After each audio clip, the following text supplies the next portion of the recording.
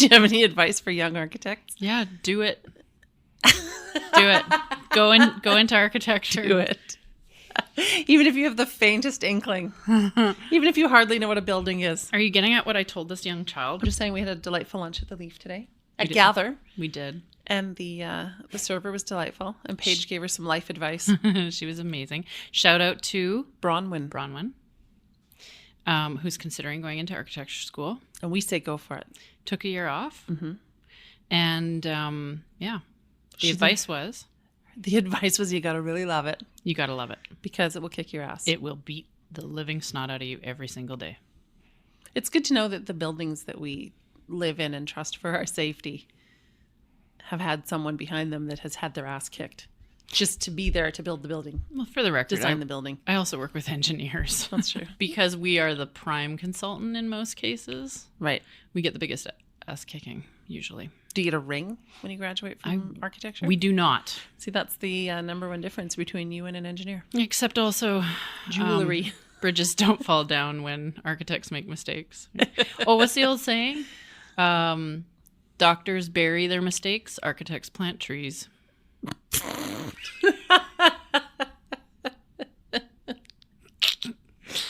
Yeah, I said that out loud. Cue the music. How many professions can we offend, Ellen?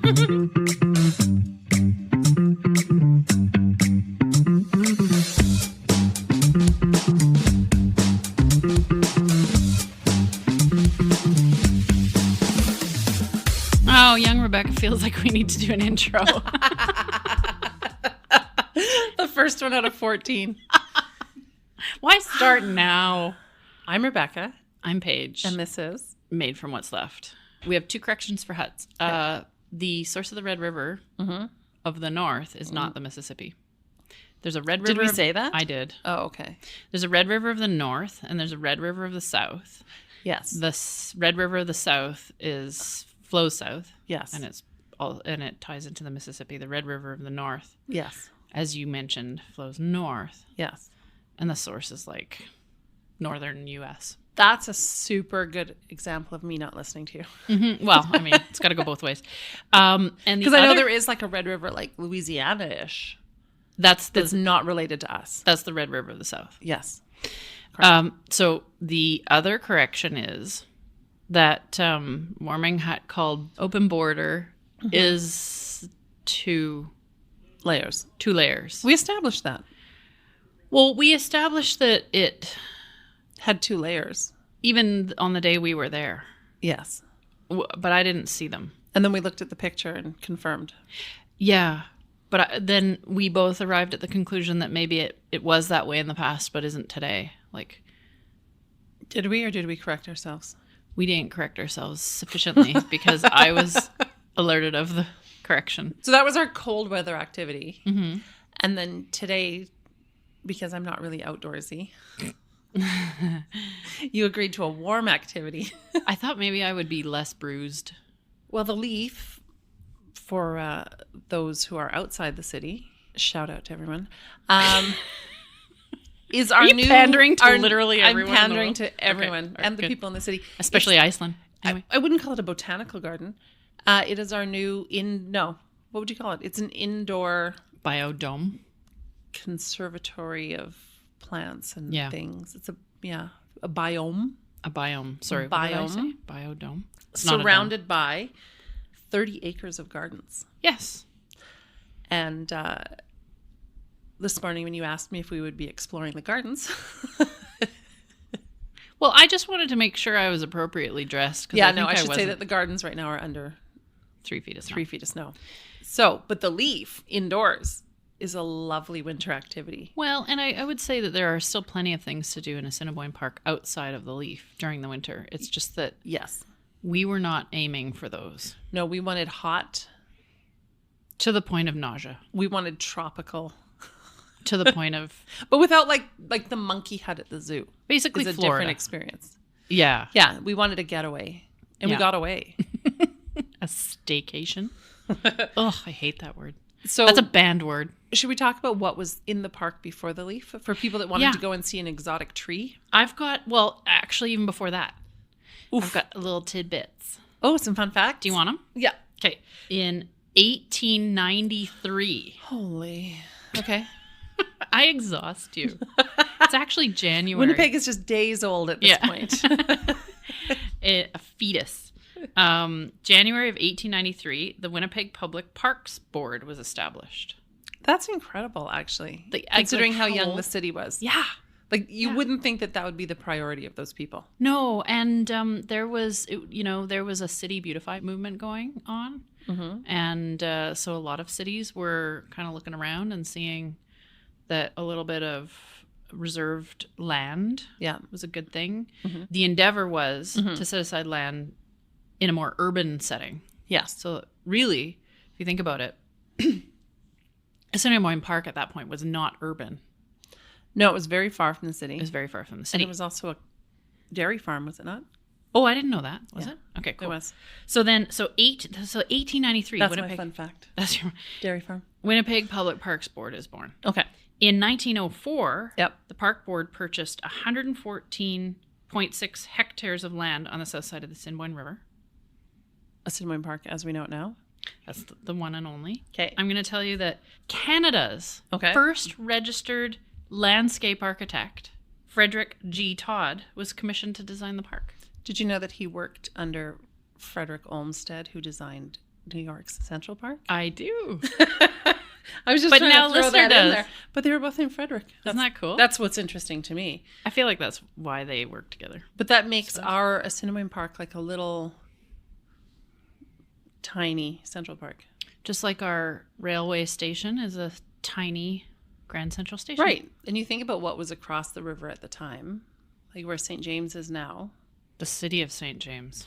Right. But like in those early days, a lot of those houses were actually cottages. Yeah. And Winnipeggers would go there to holiday. That was the summer home. Yeah. And there was like a little bridge like that preceded our current bridge across the river so they could visit the park. Yeah. Okay, so. Yes. I just found that this little tidbit about the park kind of interesting. Okay. So follow me on this little journey. Yes. To execute the design for the new park, the woodlands were leveled, replaced with large meadows, sprawling lawns, winding roads and paths, and thousands of new plantings. Yeah. Intended to mimic the work of nature. Yes. That they just leveled. Yes. Yeah. Not our nature, but like English nature. English nature. That's kind of the a building in, as conceived on the site. Mm-hmm. And so then my next notes are about the Palm Room. The Palm Room? Do you know about the Palm Room? Well, I knew that there was a Palm Room at the Fort Garry Hotel. This is a different one. Palm Room? Yeah. Hit me. In 1914, 15 Conservatory Drive was built. Yeah. At a cost of approximately $40,000. Yes. And it was called, Palm House. It's called the Palm House. It's called the Palm House, which preceded the Palm Room. I do actually think that there were some references that called it the Palm Room too. That's fine. But maybe I could be wrong about that. You can always fact check it in episode 16. So the Palm House was a 6,000 square foot curved glass house. Okay. It was designed by New York State firm Lord and Burnham. Sure. The building was constructed in sections in the U.S. and then shipped to Winnipeg. Oh. And did it contain palms? It contained palms. I knew we were going to get there somehow. So due to how far from the city the Palm House was constructed and the park at large, there was no municipal water service. So in order to water the plants, there was a large underground cistern built, which by all accounts is probably still there. We would think. Underground.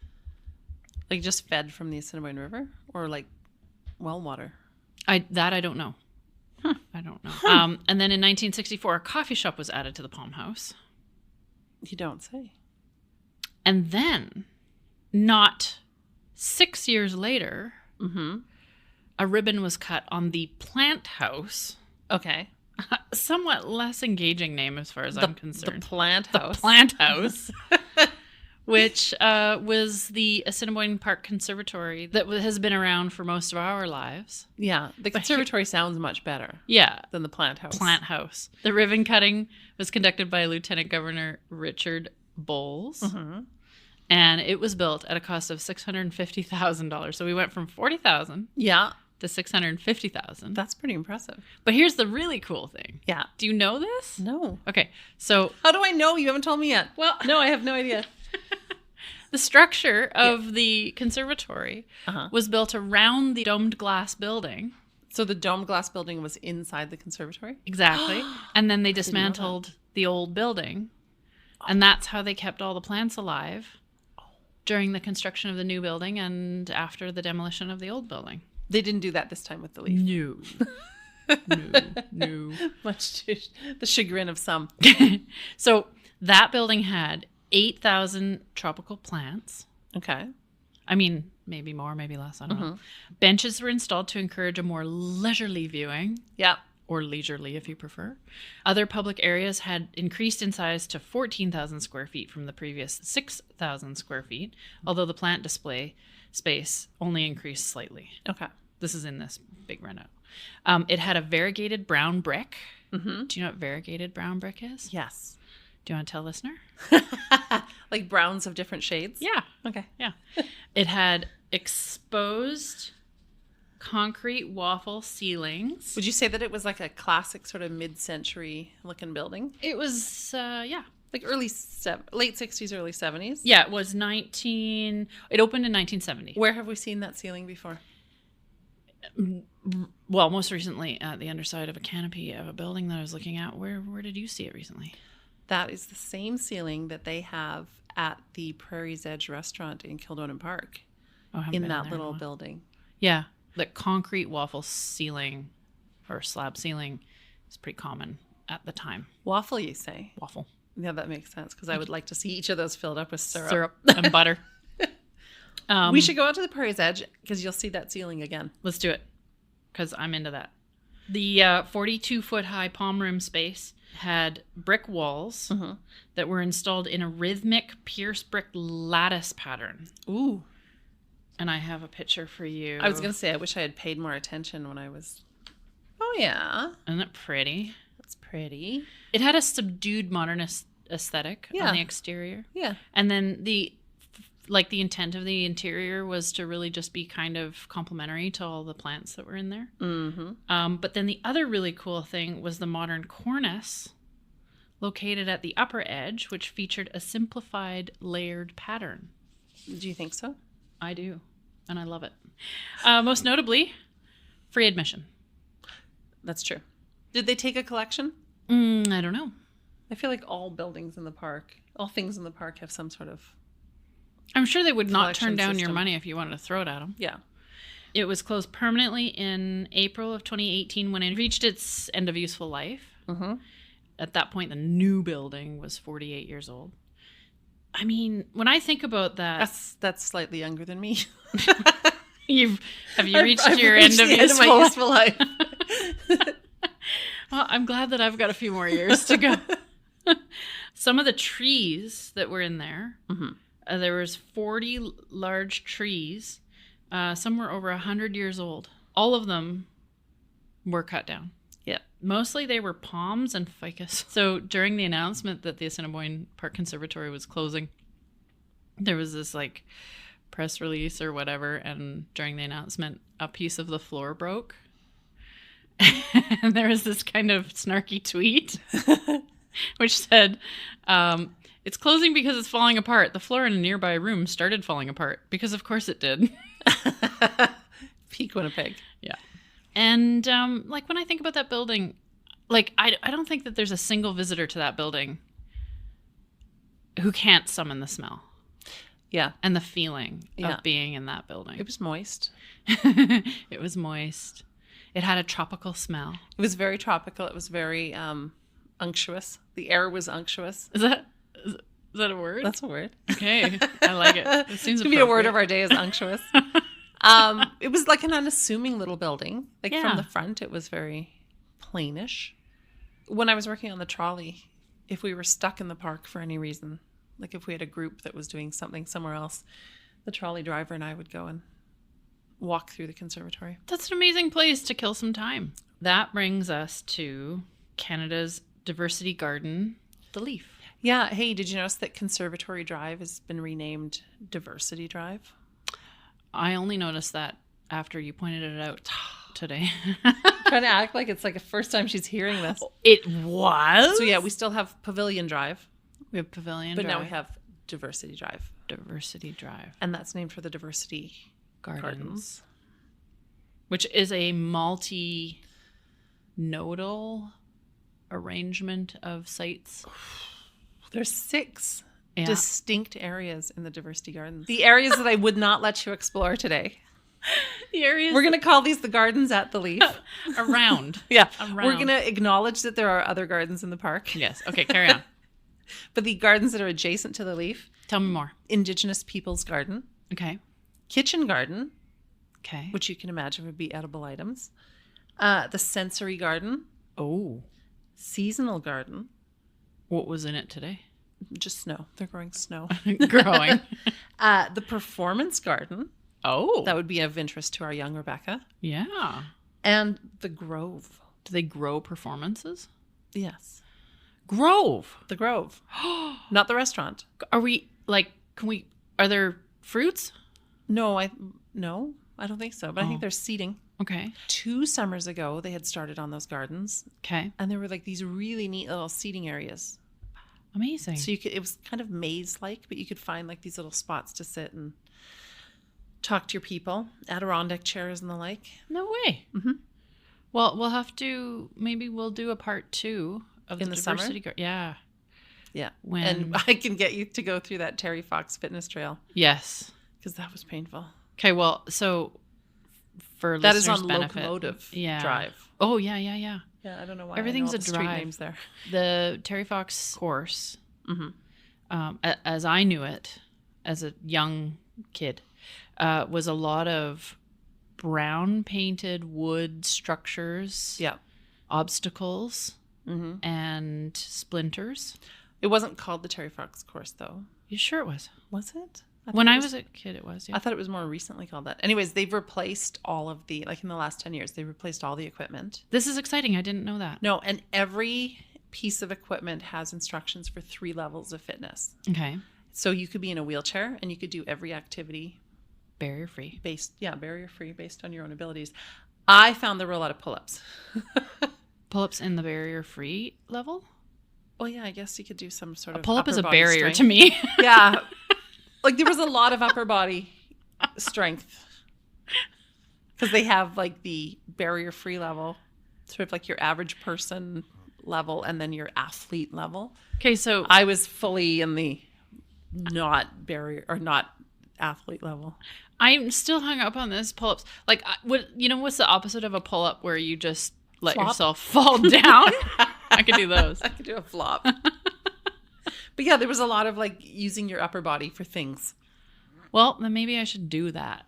Yeah. Young Rebecca lifts weights, and she's just mocking us now. Where that train engine is. The locomotive on Locomotive Drive. On Locomotive Drive. But you're in between that kind of tree line. There's a path there and the road. Yeah. Like you've got Corridon right there. So you are on display a little bit. Oh. Just a little Is bit. Is it still splintery brown wood? No, it's all new. Nice. All new equipment. Cool. Okay, well, so maybe we'll make that part of That'll be a whole... We'll do that as a live episode. And welcome to our final episode. Wherein Roy can't be picked up off the ground. Wherein Paige falls. You thought you saw it once. Oh, boy. On the ice. So the new Leaf is quite an impressive structure. Do you have any statistics on the structure? Do. I didn't want to steal your thunder. No, you can had do some, it. though. Oh, okay. I have tips for enjoying the Leaf. Okay, cool. So as long as you don't tread onto that territory. I won't. Okay. I certainly won't. All my facts are boring facts. Excellent. It's a conference center, in addition to being the Leaf. It is not at the original site of the conservatory. So it was moved to the southeast corner of the park at the head of the formal gardens. Sure. It's 56,000 square feet. So as compared with our original 6,000 square foot conservatory, which was then increased in size to 14,000 square feet, this is an order of magnitude bigger at 56,000 square feet. And on 3 levels. And on 3 levels. Instead of just the one. And 3 very interesting levels. So here I read a lot of conflicting facts. Okay. I love a conflicting fact. I think partly because I was reading articles written about the building before all the facts were known. Yep. And then reading articles as facts were emerging, and then reading articles as facts were known. Right. So it's the articles, the earliest. So hit us first with the speculation. Yeah, I will. In the earliest articles that I found, the cost was estimated to be between $30 and $50 million. Sure, and they came in on time and on budget? Sure didn't. They sure didn't. So I thought it was funny when I first read the next article, which was as costs were emerging. Yeah. The estimated build was $75 million. Sure, a little jump. Actual cost was... And I don't know that the actual cost has been realized because there are still lawsuits pending, but $130 million, which included some remedial work for some issues that arose during construction. Yeah. And a 2-year delay. Oof. Oof. No wonder I was visiting the gardens 2 years ago. And that's exactly there right. was no leaf to visit. So the other slightly conflicting thing I read was that it was designed to be LEED Gold certified. Are you familiar with LEED? I am. Okay, so not to be confused with LEEDs, which is what people call it often. Yeah. So LEED, a certification at any level, whether it's bronze, silver, or gold, is a measure of sustainability in design. Like our hydro building has a level of LEED certification. Yes. So LEED stands for Leadership in Energy and Environmental Design. There you go. So energy usage and sustainable design. Oh, I forgot to tell you, the designers were a team of people from Architecture 49 and KPMB architects. So Architecture 49, Winnipeggers may know Smith Carter. The name Smith Carter. Architecture 49 is the new Smith Carter. KPMB is, of course, out of Ontario. Okay. Getting back to the whole LEED thing, I'm not sure what level of certification the building achieved because there's some sources that say silver, some say gold. But they were aiming for gold. They were aiming for gold, and unless things have changed, the LEED system is like a points-based system. They get points, and so they could design for gold and achieve silver, or they could aim for gold and achieve gold, or better. So that okay. So architecture firms, Architecture 49 and KPMB, along with HTFC Planning. They're strictly landscape? They are. Okay. No. Planners and landscaper. Oh, okay. Landscape. Yeah. Well, it would make sense to have them there. Yes. So the building features a rainforest of tropical plants, including rocks and waterfalls, and allows visitors to experience the areas from the ground as well as an elevated level. Yes. The Mediterranean garden will tell the story of plant adaptation using warm, temperate, and desert and dry region plants and crops. It did that? Yeah. So are you listing the 4 biomes? Well, I'm not actually. I'm just doing a kind of haphazard. Because if you wanted to list them, you could talk about the tropical biome. I think we should, but let me actually. The Mediterranean garden. The Babs Asper area. And the butterfly garden. Well, I don't know what Babs Asper's area is called. It's like there's a living wall. Unfurl. Well, the breathe. The breathe, unfurl, and something else. There was another action we were supposed to take. That's part of the current display. They have a rotating installation going on there. Yeah. So they had one for Christmas, and then it was the unfurl. We took part in Breathe. So we breathed. We breathed. It was an experience. Yeah. And not unlike they have the living elsewhere. Wall.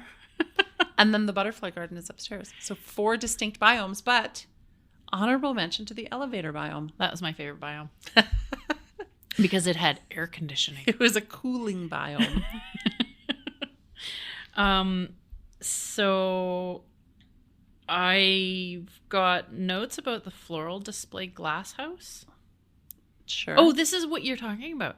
The floral display glass house will be used for changing exhibits that highlight a geographical region ethnic or regional event, holiday or celebration, and seasonal displays of flowering plants. So that's what you saw today. A small tea house is integrated into that area, offering a unique event space designed to accommodate up to 400 people. That little tea house area. Yeah. So there's kind of an elevated area with tables and chairs. Beautiful. And it's not part of the tropical area, which No. I will get into. Yes, we will. In depth. It is slightly more comfortable in temperature. And it has... For sitting about and eating things like chocolate chip muffins. Yeah, which people were. They were eating And muffins. there are little bistro tables and some music. I could see having some live music in there. Oh, It'd be nice to do like a hot yoga in there. It would be hot. Certainly. But not as hot as regular hot yoga. Would it be... I wonder what the acoustics would be like for a live performance in there. Might be kind of interesting. Fine. Yeah. It's a beautiful building for the most part. For the most part. What did you find not beautiful? Well, we thought that. And it wasn't that it was not beautiful, but the clips that hold the ceiling together reminded us of braces. Braces. When like teeth braces. Yeah. So once you can get that out of your mind, yeah, and you don't feel like you're in somebody's mouth. There are parts of the structure that are very elegant. Yeah. Not sure the clips are super elegant, but the structure is made out of... Sorry, the skin. The skin is made out of a sort of a poly pillow. Okay. And is made out of an ethylene tetrafluoroethylene. Okay. Or ETFE. Sure. Which is... a plastic. Yeah, a low weight material that is high in translucency and an ideal material choice for a botanical garden. And it contributes to the sustainability goals of the leaf.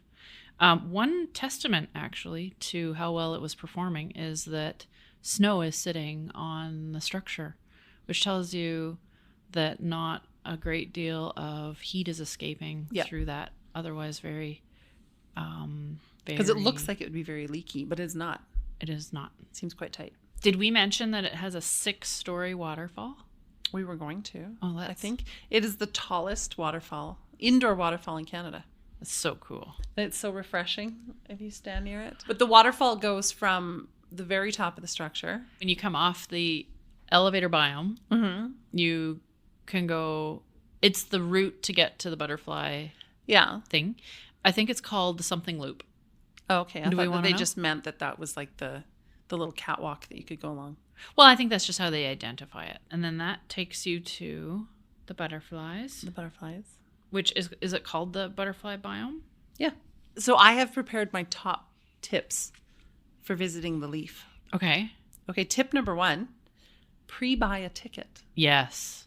You can buy tickets online and they will assure you entry. Because you can walk up and buy tickets. Yes. But it can get busy there. The line was long. The line was long today. Yeah. And if you pre-buy a ticket, you kind of get whisked right in. Also, tell listener about how the ticket works, because it's a little confusing. Yeah. So you buy a ticket for an entry time. It's timed entry. And it's an entry time frame. Yeah. So you get like this morning we bought a ticket from 11 to 11:30. Yeah. You can enter during that time. Yeah. And then you don't have to leave within a certain time. So you enter, the timed ticket is timing only your entry. Right. And then your exit is however many minutes after that. Yeah. And they scan you in and they scan you out. So they are keeping track of how many people are in the biomes. Yeah. But you could stay there as long as you want. There's benches. We mentioned the cafe tables. You can take coffee. There's a little coffee shop. You can take your coffee in with you as long as you don't leave your garbage. I was going to say to bring a book. You could sit, read, and enjoy. And I was also going to mention the memberships. The cool thing is you can buy a membership, and the way they run their memberships is really smart. Okay. So you can buy like a couple's membership or like a 2-person membership. You don't have to be in the same household. Cool. Like we could have bought a 2-person membership. Why didn't we? It can be any, well, I don't know. Why didn't we? It can be any 2 people. And then their family membership, I think it's 2 adults and 2 kids. And they don't all have to be in the same household. Neato. So, you could get together with a friend and kids. And then there are add-on, like extra people. Okay. Dress light. So think think a hot summer day, like what you would wear outside when it's like 30 degrees or like a hot vacation. We saw thermometers that were reading 33 degrees. 32.2. 32.2 degrees. It was warm. It's warm. A moist heat. It's the only chance I get to say moist on this, podcast. Still gross.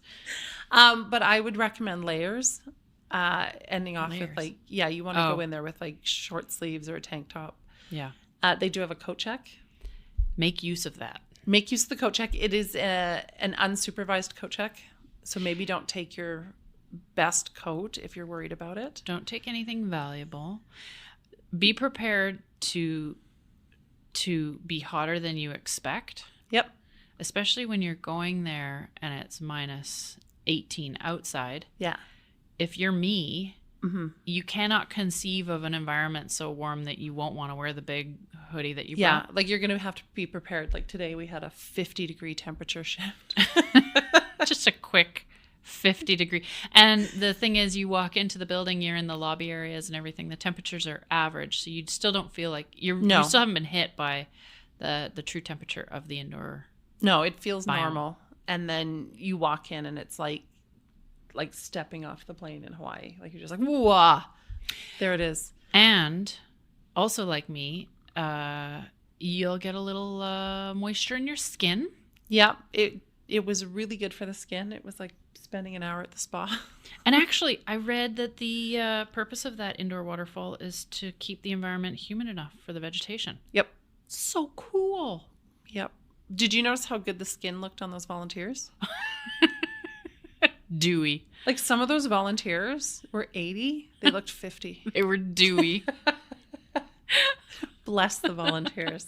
They were so kind. Weren't they lovely people? They were absolutely amazing. Everywhere we went. Yeah, they were keen to help and friendly and... Yeah. I'm thinking too, this is totally back to the temperature thing. It'll be interesting to go there on a day when it's 30 degrees out. And to go in there to cool off. Yeah, like you'll just go in there and it'll just be the same. Well, but you'll be in your summer clothes. True. And the coffee shop does have frappuccinos. It does. So we walked around with a cold drink. Got one. Yeah. Yeah. So that was quite nice. Okay, yeah. Dress light, use the coat check, pick up a coffee or a snack. Yeah. Either on the way in or the way out. It doesn't have to be or. You could have a coffee and a snack. Right. We drank our coffees, our frappuccinos while we were walking around in the tropical biome. Yes. The smart people were drinking their coffees and eating their pastries in the Mediterranean biome. In a cute little bistro. In a cute little bistro. Yeah. So you can do either, but don't leave any trash. No. Pack in, pack out. Pack in, pack out. My other tip number 5, stay for lunch or dinner at Gather. But pre-plan that a little. Yeah, so we would recommend making reservations. Yes. If you haven't made reservations, get on the waiting list. Do. As soon as you get in. It took us an hour to walk the whole thing. And I don't think we had quite enough time. I think we could have... We could have spent more time. Yeah. But we said, like at the door, do you have anything available in an hour or so? Yeah. And they put us on the wait list. And we did get in. We walked right in. So Gather is the craft kitchen and cocktail bar. Sure. It's called Gather. I'll go with that. A lot of small plates. They have a lunch and dinner menu. Really inventive cocktails. Yeah. And all of the beers, I think, are local. Oh, nice. Do you want to tell them about the cocktail we got? We had the new Patent 5 whiskey. It was called Winter Breeze. Coffee. So it was hot coffee with the new Patent 5 whiskey, sugared rim. There was a bit of Cointreau in it. Yes, Cointreau and like a foamed milk. A whipped creamy situation on the top. Yeah, it was so good. It wasn't whipped cream, but it wasn't just plain cream. It was very good. Yeah, it was like a really micro bubble whipped cream. Yeah. That was delicious. And it was a treat to have the Patent 5 whiskey. Yes. So I hadn't had that yet. Nor I. In the butterfly garden, don't touch the butterflies. Don't touch them. That's Especially my top if you're tip. A child. There were some kids trying to scoop up the butterflies while we were there. Nobody telling them not to. No, because it makes for such great Instagrams. The scooping was just being photographed by the parent. It was so It's bad. a whole lot of bad behavior. And I would say my other tip 6B would be be mindful of the butterflies. Oh yeah, because they might land on you. Because how many times do I have to tell people, oh, there's a butterfly right beside your leg. Don't move your arm. Yeah, don't move your arm. To which they would then move their arm to see what you were talking about. Right through a butterfly. Yeah. If you're there to take pictures of the butterflies, just be patient. Yeah. There are lots of feeding stations around. Yes. That they usually land on. But you might get a weird banana in your photo. In your picture. Or some of that brown, weird puree. Yeah, brown banana or some apple puree. But it's lovely. The butterfly garden's not huge.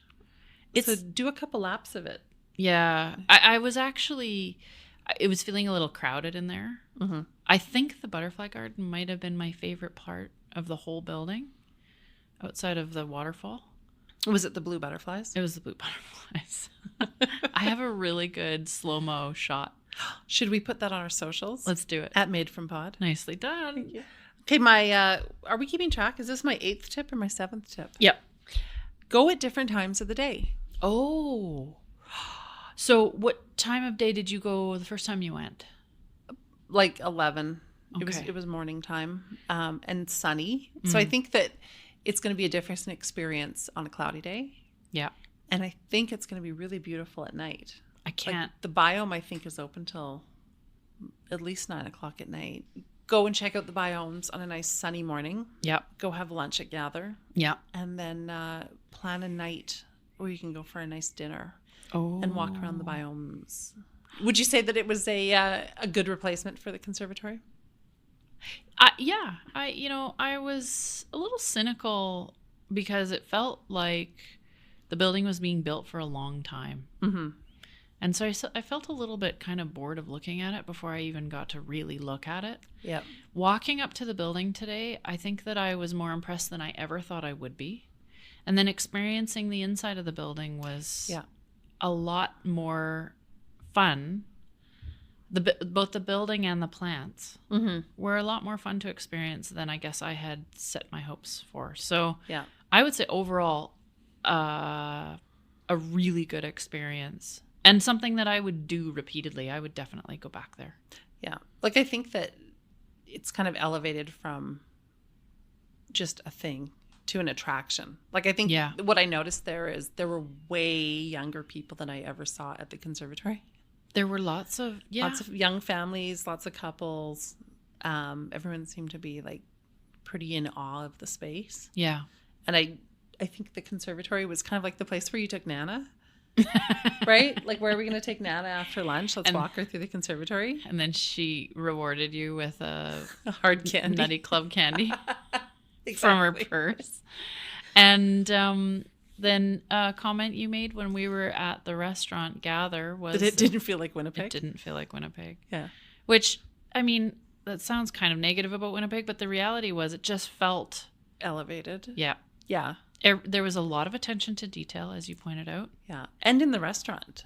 Everywhere. The restaurant itself had really nice things. Even the salt and pepper shakers we were gushing over. I'm going to buy a pair. I know. I really like them. But the wait staff and their uniforms and the attention to detail on the food and the menu, it was more of an experience, I think. It was. And actually, I would say too, so Bronwyn, our lovely server, did all the things that a server would do, but then actually at the end of the meal just said, "How was your experience?" Which was a little different than the "How's your meal?" kind of question you normally get. Yeah, we didn't get the "How are the first few bites tasting?" and then nothing, which is an awful question to ask, and then never seeing anyone again. Yeah, and then when we were talking about,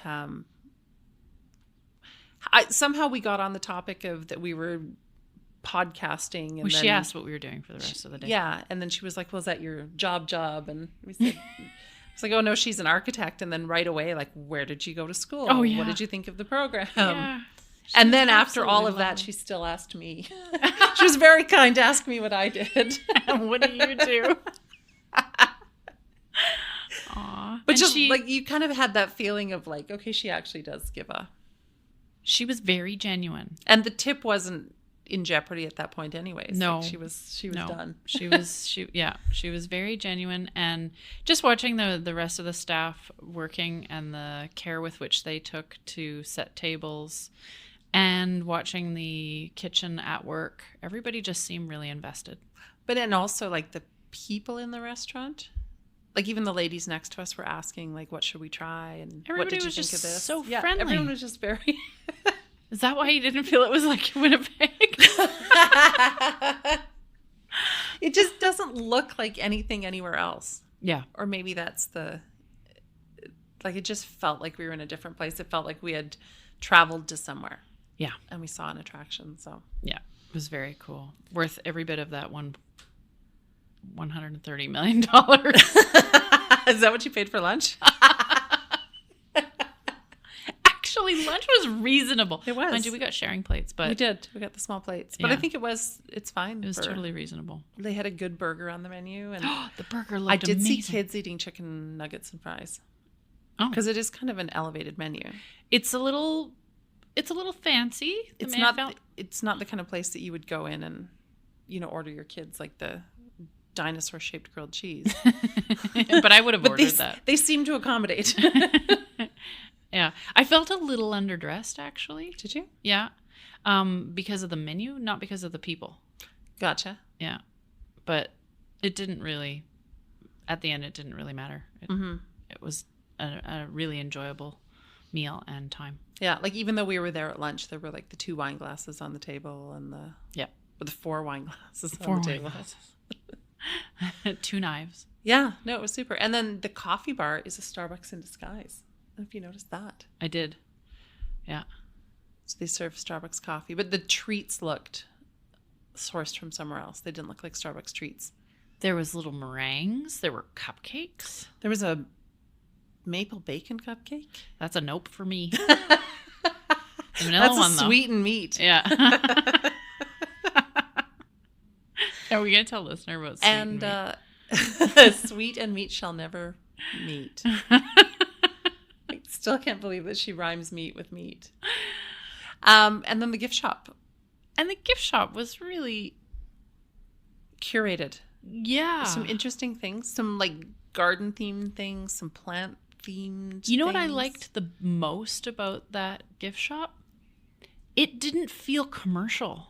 No. It actually felt like the items in the gift shop were selected carefully and appropriately. There was nothing, there was very little by way of like branded merch. Right. And really it was for the whole park, Yeah.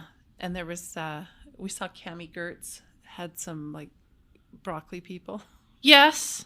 Oh my goodness. That was pretty cool. This is the first time I've ever seen those. Flora and Farmer jams. Yeah. So there was some good local stuff in there. We should also mention this was not a sponsored post. We're just enthusiastic about the leaf and gather. We won't turn down a sponsorship if they want to throw one at us. We're influencers, damn it. What are we influencing? Each other. Yep. Cue the music. And scene.